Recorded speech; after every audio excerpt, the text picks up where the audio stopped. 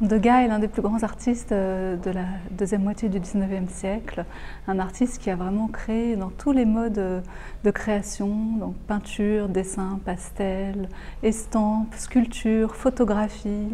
un artiste extrêmement protéiforme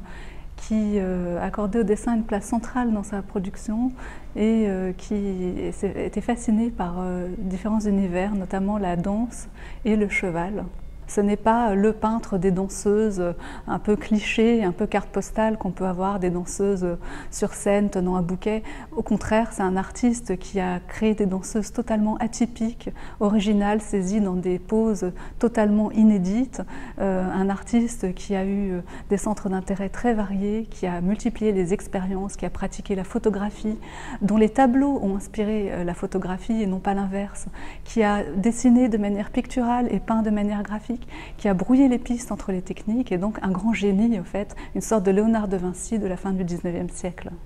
Donc c'est un artiste à la fois lié à la modernité, lié à l'impressionnisme, mais en même temps inclassable, un indépendant,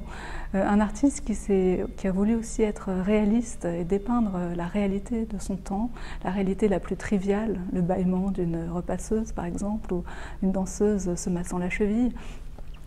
Peintre de la vie moderne, il a voulu associer le contingent, le transitoire de la vie moderne et l'intemporel, le permanent de la beauté finalement des maîtres anciens qu'il n'a cessé de vénérer tout au long de sa vie. Paul Valéry,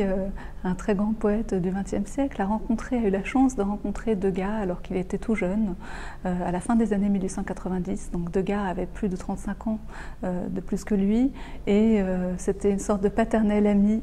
d'aîné que Valéry admirait. Valéry, poète, écrivain, a consacré un ouvrage, Degas dans ce dessin, à Degas. Mais cet ouvrage, il a mis de nombreuses années avant de l'écrire. Ce livre est né des notes qu'il prenait au retour de ses conversations avec Degas dans les années 1890, pour finalement prendre forme à la fin des années 30, en 1937, avec la collaboration d'Ambroise Vollard, donc éditeur d'art, qui a publié cet ouvrage sous une forme très originale, puisque c'est un livre qui est accompagné de gravures d'après des dessins de Degas. Donc c'est un texte magnifique et en même temps un très beau livre, un très bel objet. Ce livre donc est aussi une forme de portrait, un portrait fragmenté de Degas, un portrait vivant d'un homme, mais surtout d'un artiste donc duquel Valéry cherche à percer les secrets de la création. Le cœur de l'exposition, en fait, c'est on ouvre le livre et on est guidé par des pages de Valéry qui sont en fait à l'origine des sections de l'exposition. Donc la première section est consacrée à Degas, fou de dessin, admirateur d'Ingres, travaillant suivant une série d'opérations mystérieuses, travaillant le nu, le drapé, le portrait. La deuxième section, donc, on s'anime, on passe du dessin, de la ligne au mouvement et à sa mise en place en 3 dimensions à travers les danseuses, donc au cœur de l'œuvre de Degas et au cœur de la réflexion de Valéry.